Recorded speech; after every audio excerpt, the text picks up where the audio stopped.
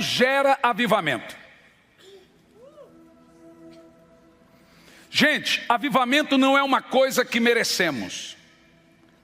Avivamento é uma coisa que precisamos.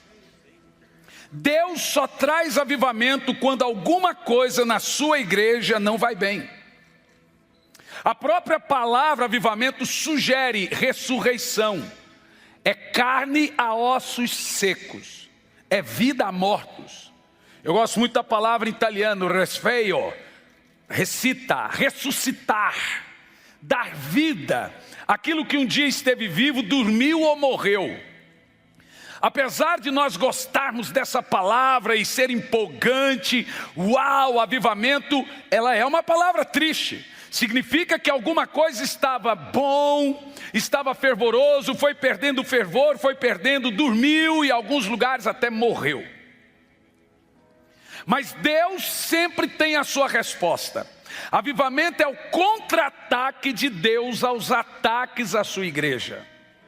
Deus responde aos ataques à sua igreja com avivamento. Então, avivamento não é uma coisa que merecemos, é uma coisa que precisamos. Avivamento não começa na terra, ele começa no céu. Avivamento é a mistura da impotência humana com a onipotência divina. Avivamento não é uma coisa que nós produzimos, é uma coisa que esperamos. Deus faz fogo, a gente vem para ver queimar ou se queima.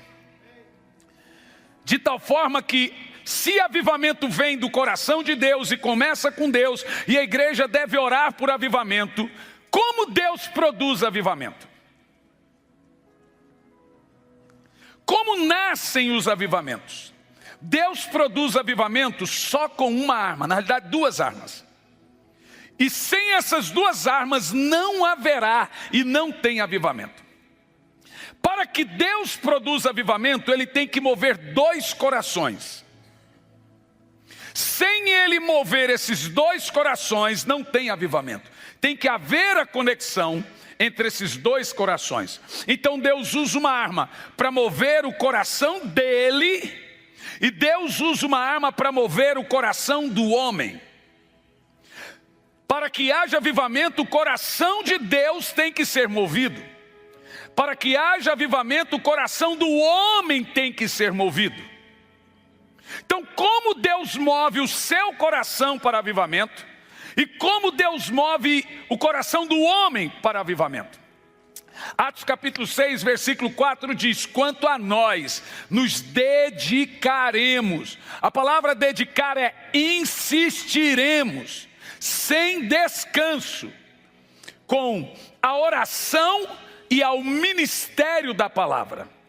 Note uma coisa, o seguinte: a oração aí não está como ministério, e a palavra aí não está como ofício. Por quê? Porque muita gente imagina que ele não ora porque ele não é do ministério de intercessão da igreja.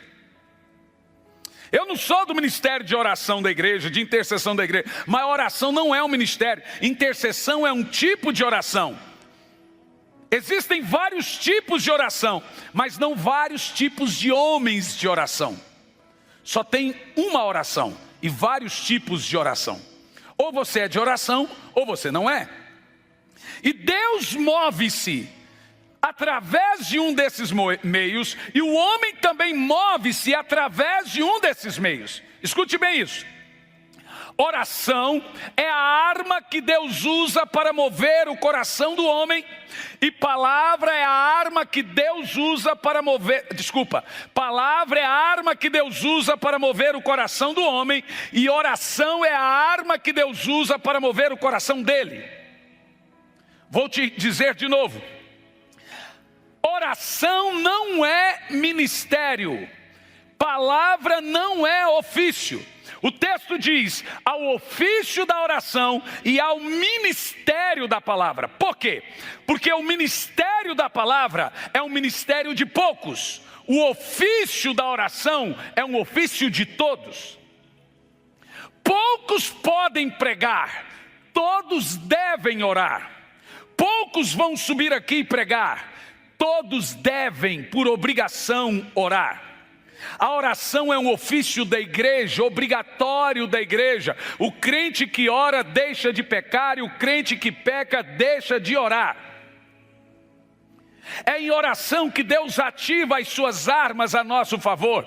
É em oração que Deus ativa o nome de Jesus, que Ele ativa o sangue de Jesus, que Ele ativa a fé, que Ele move a mão dEle, que Ele move o coração dEle. Então, sem oração, não há ativação das armas. E na batalha espiritual, a oração é a que mais fere o diabo. E se você orar todo dia, é como se o diabo fosse atropelado por um trem todo dia. Então escute bem isso. Por que que essas duas armas sempre estiveram liderando os avivamentos? Porque uma foi feita para tocar o coração do homem. A outra foi feita para tocar o coração de Deus. Preste muita atenção. Gente, Deus não ouve pregação.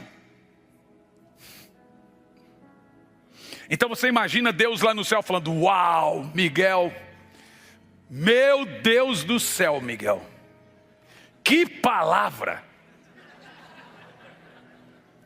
Ou então Deus vai lá no YouTube e fala: vou ouvir uma mensagem hoje, então eu estou preparando um sermão, e Deus fala: que palavrão é esse?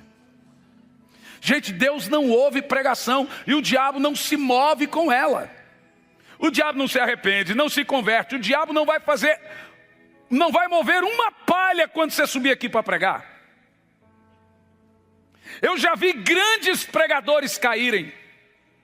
Eu já vi grandes cantores caírem, mas nunca vi gente de oração cair. O diabo não tem medo de pregador famoso, o diabo não tem medo de grandes pregadores. O que mete medo no diabo é o secreto, é a vida de oração, é os joelhos, é o camarada prostrado. E quando você estiver de joelho, o diabo vai fazer de tudo para impedir sua oração. A palavra é tão importante, mas tão importante, que Deus colocou a oração antes dela. Pelo simples motivo de que a igreja é reflexo de seu pastor, e seu pastor é reflexo de seu quarto de oração, que reflete Jesus. Algumas igrejas que é muito fácil pregar. A gente já olha na tela e fala: tá facinho. É porque você sente que a igreja está refletindo. Mas há lugares, irmãos, que eu vou te dizer uma coisa, realmente é produzir fogo. A glória, a unção pode até descer, mas vai arrastando, vai difícil. Aqui você sente que não precisa muita coisa, ou quase nada. Você sente que há uma vida de oração aqui na igreja. Inclusive é o seu nível espiritual que determina seu referencial. Só sabe quem tem unção, quem é ungido. As pessoas hoje não cobram mais pregadores ungidos, porque elas também não estão ungidas. Mas quando você tiver de posse da unção do Espírito, você não vai conseguir ouvir mais qualquer coisa, porque é o seu nível espiritual que determina o seu referencial. É na altura, veja, a altura espiritual de um crente é determinada pela sua estatura de oração. Homens grandes são grandes de joelhos. Essas duas armas Deus criou, uma para mover o coração dele e a outra para mover o coração do homem. A palavra foi feita para mover o homem, a oração foi feita para mover Deus. Pelo simples motivo de que a palavra move o temporal, a oração move a eternidade. Não haverá pregação no céu, mas para sempre haverá oração. A Bíblia diz que Jesus ora até hoje. A Bíblia diz que o Espírito Santo ora. O Espírito Santo é Deus e Ele ora. Jesus é Deus e Ele ora. O primeiro registro da vida de oração de Jesus foi aos 12 anos. Ele foi ao templo com sua família para orar. E ali pregou e a mãe dele esqueceu ele por 3 dias. Diz que ele era filho único. Que mãe.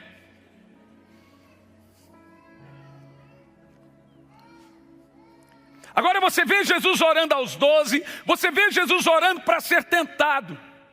Jesus, para ser tentado, orou e jejuou 40 dias e noites. Nós somos tentados, às vezes até atentados. E não oramos. Jesus, para ir para a cruz, ele orou no Getsêmani, ele ora até hoje. A Bíblia diz que nós temos um sumo sacerdote que está à direita de Deus, orando por nós. Enquanto a sua igreja estiver aqui, ele vai orar. Nós somos melhores do que Jesus. Nós desprezamos a importância de como Deus, veja, a maneira de Deus trazer avivamento sempre foi esse. Pode ter, gente, o maior inimigo de um avivamento é aquilo que se parece com um. Porque se você estiver vivendo algo que se parece com o avivamento, você não vai buscar um genuíno avivamento, porque você vai pensar que está em um. O maior inimigo do fogo de Deus é o fogo estranho. Mas as pessoas não sabem o que é um genuíno avivamento, de um falso avivamento, porque elas estão sem discernimento. E é a oração que nos traz discernimento. Deus não deixa de falar, mas é só em oração que você vai ouvir. Eu aprendi algumas coisas de Deus que eu gostaria de passar para você identificar o que é avivamento. Todo avivamento coletivo vem de um avivamento pessoal. Todo avivamento, ele começa com uma pessoa, sozinha, num quarto, orando.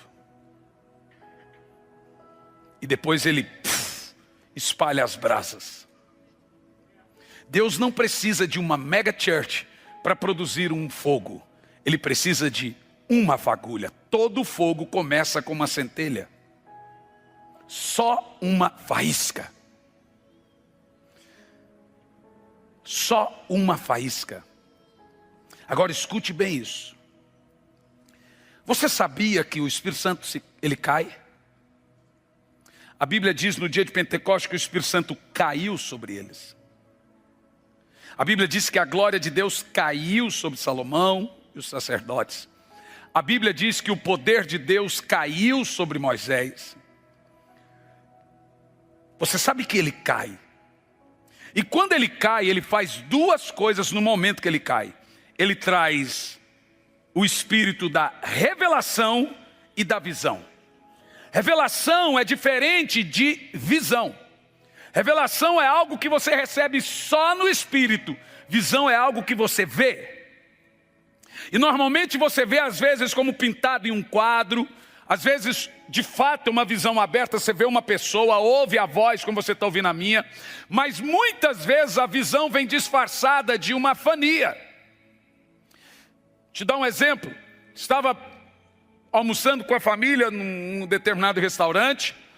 Terminei de comer, peguei meus sobrinhos e fui andar pelo restaurante. Fui até lá fora, quando eu sentei numa mureta, veio um camarada, sentou com um bafo de cachaça e começou a falar, eu falei, Senhor, tenha paciência. Ele falou assim, não precisa de paciência, moço. Eu olhei para ele e falou assim, eu sei o que você orou hoje. Eu falei, Vé Maria, meu Deus do céu. Você é besta. Porque tá, o que eu orei? Você pediu 3 coisas, foi isso. Aí pronto. Ó, falei, é uma fania. É Deus disfarçado num bêbado. Bebofania. Deus escondido num bêbado. E o cara começou a falar assim, pois eu desses seus pedidos eu só vou responder 2. O outro nem levei em consideração. Porque tem coisa que a gente ora que graças a Deus ele não ouve, né? Mas na hora que a gente ora, a gente pensa que é o máximo. Então das 3 coisas eu só vou atender 2. Falei, já estou no lucro. 2. E ele foi falando. Depois eu olhei para ele e falei assim, o senhor está com fome? Aí ele voltou normal e falou, estou com muita fome, moço. Levei ele dentro do restaurante, não quiseram deixar ele entrar. Falei assim, ele vai entrar, vai comer. Eu não gosto muito de barraco, gente, não gosto muito de briga. Falei, ele vai comer aonde eu comer, ele vai sentar onde eu sentar, estou pagando, e senta aqui. E pode dar o rodízio para ele. Irmão, aquele homem ficou uns 15, 20 minutos comigo, e isso é um tipo de visão. Às vezes vem num quadro pintado, às vezes você vê um anjo, às vezes você vê algo, às vezes fala com você. São como Deus faz. Quando o Espírito Santo cai, Ele dá duas coisas: o Espírito dá revelação e dá visão. A revelação já é uma coisa perceptiva. Você sabe que ali na ponta tem um anjo, mas você não está vendo. Mas algo está dizendo, está ali, está ali. Isso é revelação. E também a sensação perceptiva de um demônio também. A revelação também ela vem dentro da sua mente. Você pega a Bíblia, parece que a letra fica gigante, puf, bate na sua cabeça e fala, como é que eu não pensei nisso antes? É porque você não teve a revelação. Então quando o Espírito Santo ele vem, ele normalmente ele dá as duas coisas. Mas ele vem com essas duas coisas quando o coração está completamente aprofundado. Não é terraplanado não. Aprofundado, quando ele está muito cavado. Se você vai por águas rasas, você vai aonde você quer. Mas se você vai por águas profundas, é o rio que te leva. O Espírito da revelação e da visão não é para qualquer um. Gente, a salvação é pela graça, mas unção é um negócio caro. E não é a curto prazo, é a médio, longo prazo. Chega uma hora que você está orando e parece que você não tem resposta. E todo mundo gosta de unção, todo mundo quer unção. Todo mundo quer viver coisas sobrenaturais de Deus, mas não querem ter fome de Deus. Sabe, você não bebe água em casa, não é por falta de água. É por falta de sede. Porque a água está lá, não é a água que está lhe faltando, é sede. Sabe, você não está vivendo o sobrenatural de Deus, ou um fogo, uma eclosão do Espírito. Não é por ausência do fogo, ou porque Deus te abandonou, é por falta de fome mesmo. A revelação de todos está disponível a todos. O que falta é fome.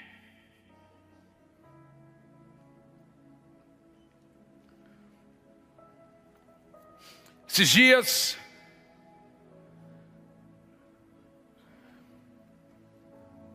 nesses períodos de oração, eu tive 3 experiências com o Senhor, que Ele apareceu para mim, como fania. Essa do livro, Arrependimento Profundo e Eficaz, e outras 2. A última delas está no livro Corações Profundos. Eu levantei pela madrugada e sempre às 5 horas da manhã, todo dia 5 horas da manhã. E é diferente, gente. Isso eu vou te mostrar qual é o turno da revelação em alguns minutos. Escute bem o que eu vou te dizer. Você pode falar com Deus a hora que você quiser. Não tem hora para falar com Deus. Mas a hora que Ele quiser falar é a hora que Ele quiser. Você não me entendeu. Você pode escolher a hora que você quer falar com Deus. Você só não pode escolher a hora que Ele vai falar. Então existe na Bíblia a hora de você falar com Deus? Não. Mas existe a hora que Ele fala.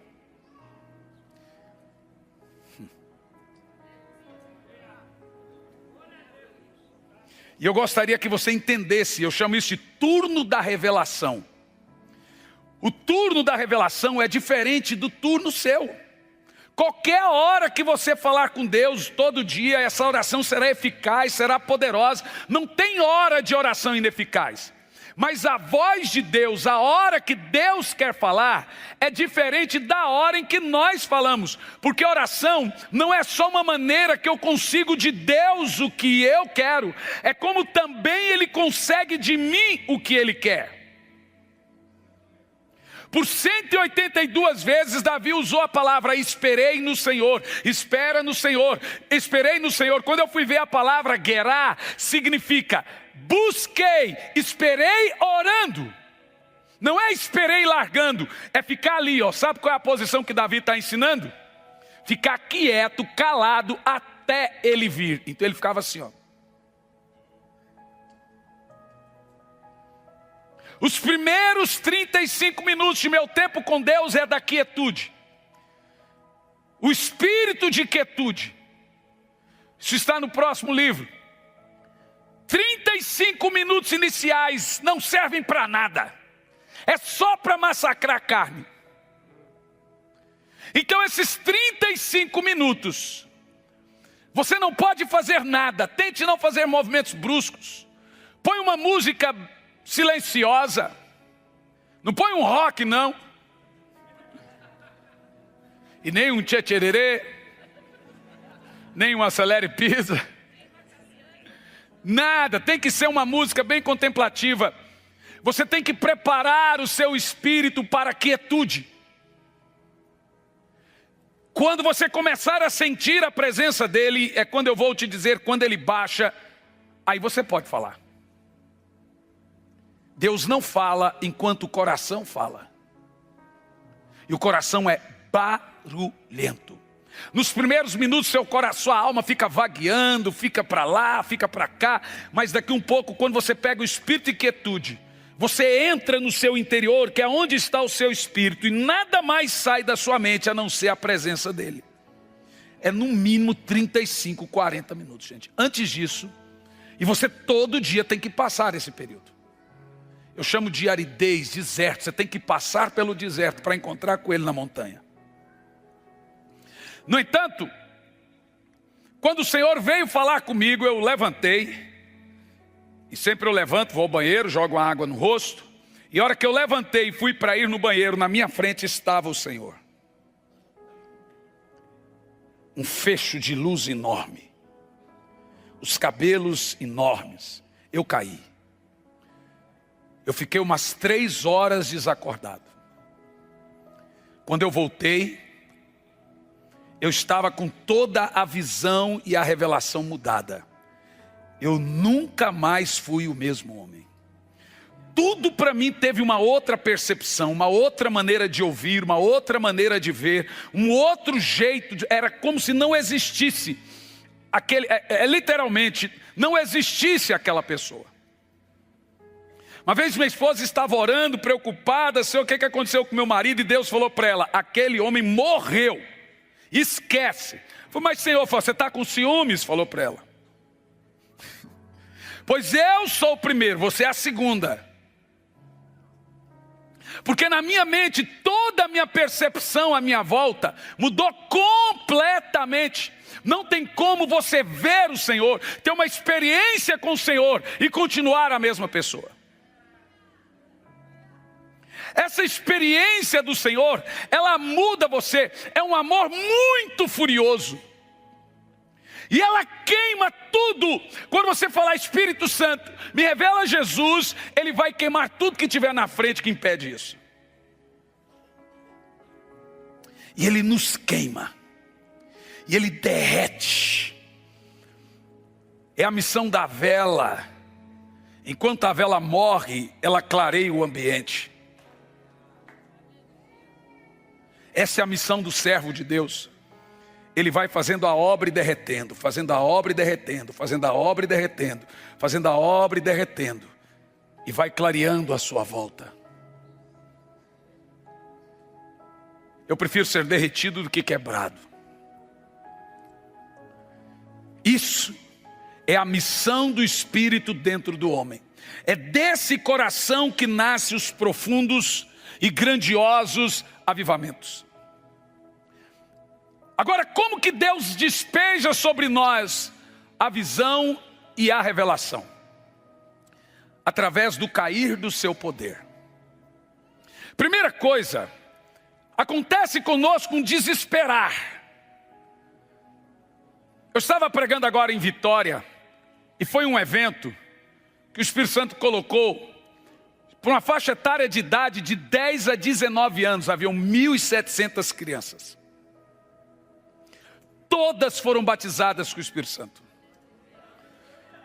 Ali criança, era para ser 10, mas criança de 5 anos de idade, uma menininha de 3 anos de idade, tomada orando em línguas. E aconteceu um negócio interessante, que essa menininha de 3 anos, a hora que eu olhei para ela, eu vi quando caiu sobre ela um fecho de glória. Nós não conseguimos ver, Mas quando você tem o espírito da revelação e da visão, você tanto tem a percepção, quanto tem a visão. A percepção é quando você chega perto de um homem, e você tem a percepção que ele está tomado. Então é como se fosse algo eletrificado. É mais ou menos isso. E eu vi que aquela garotinha estava ali assentada, e de repente baixou sobre ela a glória.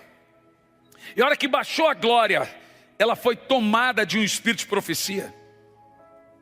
E ela começou a profetizar. Eu sempre fui muito resiliente, orar em línguas em cima do púlpito, até esses dias atrás. Mas no Peru, uma menina de 4 anos de idade saiu do meio das pessoas, ficou do meu lado e começou a profetizar. E eu fiquei calado, esperando alguém interpretar. Eu falei, vamos ver até onde Deus vai agora, né? Vou ver se eu tenho que ensinar o Espírito Santo. Não é possível, Espírito Santo, será que você não viu o que Paulo falou? Então, por favor, Espírito Santo, contribui aí. E a menina profetizando, falei, quem vai interpretar? E eu estou esperando e ninguém veio. Daqui um pouco levantou um russo, enorme, enorme o russo. Levantou e veio à frente. Veio a esposa dele peruana e disse, meu marido quer aceitar Jesus. Aí eu comecei a falar com ele em espanhol e disse, o senhor quer aceitar Jesus? Ele disse, ele não fala espanhol. Falar não. Comecei a falar inglês, ele não fala inglês. Tá bonito. O senhor fala em português, é claro. Ele falou, não, ele não fala em português. Eu falei, mas ele quer aceitar Jesus? Quer. Ele entendeu o que eu preguei? Ele falou, nada. Eu falei, então como que ele quer aceitar Jesus, minha senhora? É porque tudo que você pregou, essa menina está traduzindo para ele em russo.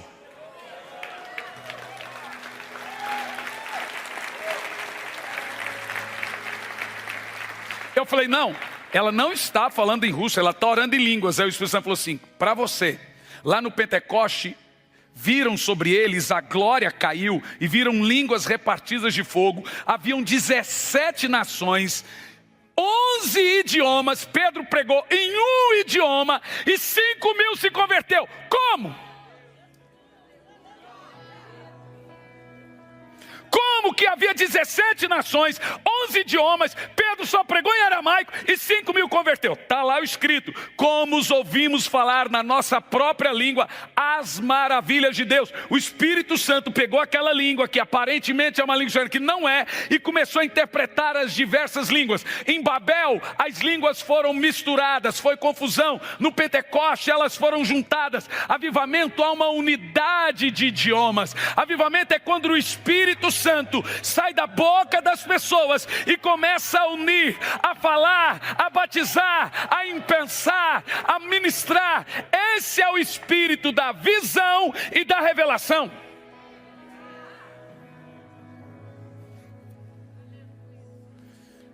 Lá em Miami, uma garotinha de uns 4 anos de idade estava no colo da mãe. E na metade do culto, ela acordou chorando, estava dormindo, e acordou chorando. E a mãe, eu falei, o que foi? Ela disse, minha menina não falava. O que ela tinha? Era autista. E agora o espírito da revelação e da profecia tomou a boca daquela menina, e ela começou a profetizar, e a partir de então ela passou a falar completamente, porque agora ela estava debaixo de um espírito de revelação e profecia. Deixe-me te falar uma coisa, preste muita atenção. Quando você pega Joel capítulo 2, versículo 28, você começa a perceber que há uma conexão de faixa etária de idade nessa profecia. Joel 2 e 28 é uma profecia continuista, uma profecia apocalíptica. Ela começa em Atos 2 e continua até a vinda de Jesus. Pedro deixa claro isso, é para nós, para vocês, para os seus filhos, para os filhos dos seus filhos, e é para um povo muito distante. Então veja, Pedro está deixando claro que toda geração tem que viver aquele tipo de Pentecoste, senão ela se perde. Abacuque 3 primeiro deixa muito claro isso, ele fala, Senhor, faz de novo, aviva-nos de geração em geração. Abacuque está dizendo que toda geração tem que ter um avivamento, senão ela não permanece aos pés do Senhor. E quando você pega Joel 2, existem 3 características em Joel 2 que não aconteceu em nenhum avivamento, só pode acontecer no último. Eu até acredito que em Atos 2 nós tivemos ali crianças profetizando, mas não temos registro. Você não tem registro de crianças tendo visões. Não é só Atos 2. Você não tem registro na história disso. Se aquela profecia apocalíptica, nos últimos dias, derramarei do meu Espírito sobre toda a carne, se ela é tão poderosa, e ela começa em Atos 2, ela vai dar continuidade, completar até o retorno de Cristo, ela tem que acontecer. Então o profeta diz, nos últimos dias derramarei um espírito de visão, um espírito de revelação, um espírito de visão. Foi isso que ele disse. Na profecia está ali, vai ter que ter o espírito de visão e de revelação. Ele diz, porque nos últimos dias derramarei do meu espírito sobre toda a carne. Vossos filhos profetizarão. Olha a revelação aí. Os vossos velhos sonharão. E os vossos jovens, até sobre os escravos derramarei do meu espírito.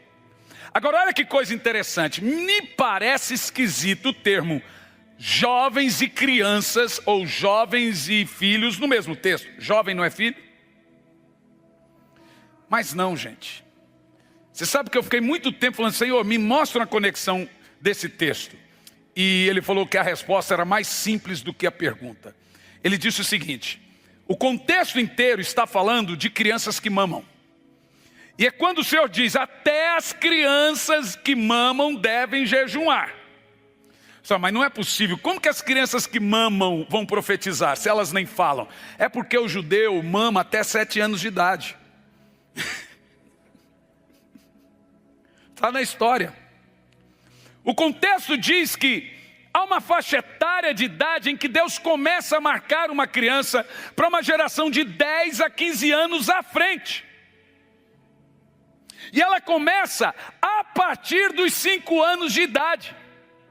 Quando você pega a palavra, vossos filhos ali, é a mesma palavra com a Gálatas capítulo 4, versículo 1, quando Paulo diz, digo porém a vós que enquanto o servo é menor de idade, em nada se difere do escravo, embora sendo o dono de tudo. A palavra menor de idade ali é kulhoi, significa criança de colo. Ele diz, se você ainda é uma criança de colo, você não é diferente do escravo. E é o mesmo texto de Joel, quando diz que ele vai derramar um espírito profético sobre as crianças. Aí você pega Malaquias capítulo 4, versículo 5, e converterá o coração dos pais aos filhos. Em Brasília, hora que a gente começou a ministrar, levantou uma garotinha. E veio e grudou nas minhas pernas. Isso está num vídeo chamado Visitação e Aceleração. A garotinha grudou nas minhas pernas e começou a chorar, chorar, chorar e profetizar. Os seus pais estavam ali e estavam divorciando. Mas enquanto ela profetizava, os pais vieram. Um olhou para o outro em lágrimas, se perdoaram e desistiram do divórcio. E converterá o coração dos pais aos filhos e dos filhos aos pais. Aqui um pouco daquela garotinha veio outro, veio outro, veio outro. Aqui um pouco havia centenas e centenas em volta. Eu tive que sair de perto porque havia tantas crianças tomadas com o espírito da revelação e da visão que não tinha como ficarmos perto. Quando o Espírito Santo baixa, como nós vimos na profecia, ele traz essa coisa. E sabe, eu vou te dizer uma coisa. Eu já estou vendo ele baixar aqui.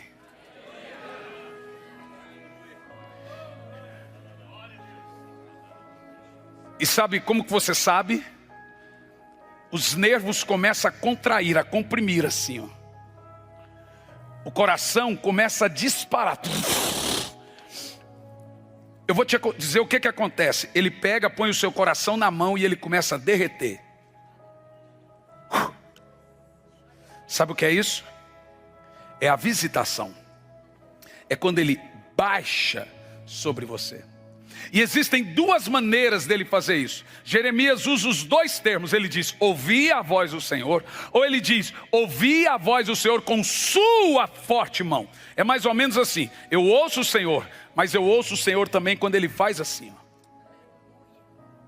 Jeremias diz que muitas vezes ele ouviu a Deus. E muitas vezes ele viu que não só viu, como Deus veio e colocou a mão nele. Ouvi a voz do Senhor com sua forte mão. Quando ele vem com a forte mão, ele vem com a revelação e a visão. Olá, meus queridos, aqui quem fala é Hernandes Santos, sou pastor, sou professor no Instituto Sabedoria e Graça e é disso que venho falar de você agora. Tem muita gente que tem muita vontade de fazer teologia, de concluir um curso em bacharelado em teologia de 2, 3, 4 anos e etc. Mas é muito difícil.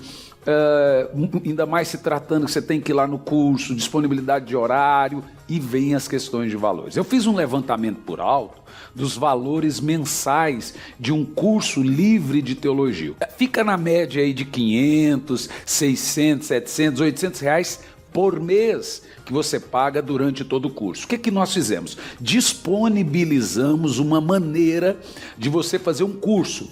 Eu dou essas aulas no sistema EAD, o curso está todo ele pronto, são 2 anos de disciplina, ou seja, você faz 1 ano e depois tem que fazer uma rematrícula para o próximo ano, no caso 2 anos de disciplina, com conteúdo de bacharel em teologia. Olha o valor que você paga anual no curso, são 2 anos, R$460. Eu já vi gente terminar o curso em 3 meses, 4 meses, etc. Aí você abre a matrícula para o 2º ano do curso. São 2 anos com conteúdo de bacharel em teologia. É R$460 ano, entendeu? Por ano. Gente, R$460 não equipara a parcela mensal de um curso comum livre em teologia.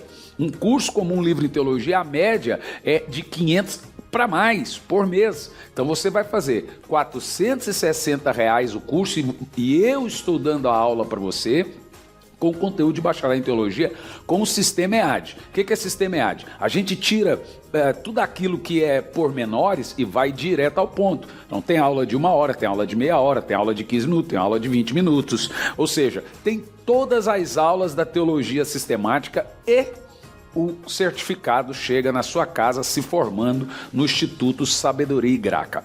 O que você pode fazer agora? Você vai entrar no site sabedoriaigraca.com, sabedoriaigraca.com, e você vai se inscrever no curso, passa o seu cartão. Tem bandeira de cartão que faz até em 12 vezes, tem bandeira de cartão que faz em 10, depende muito da sua bandeira. E aí você vai participar e fazer o curso conosco, sabedoriaigraca.com, curso de teologia, curso livre de teologia com conteúdo de bacharelado em teologia. Espero você como meu aluno no Instituto Sabedoria e Graça. Entra no site sabedoriaigraca.com. Que Deus te abençoe.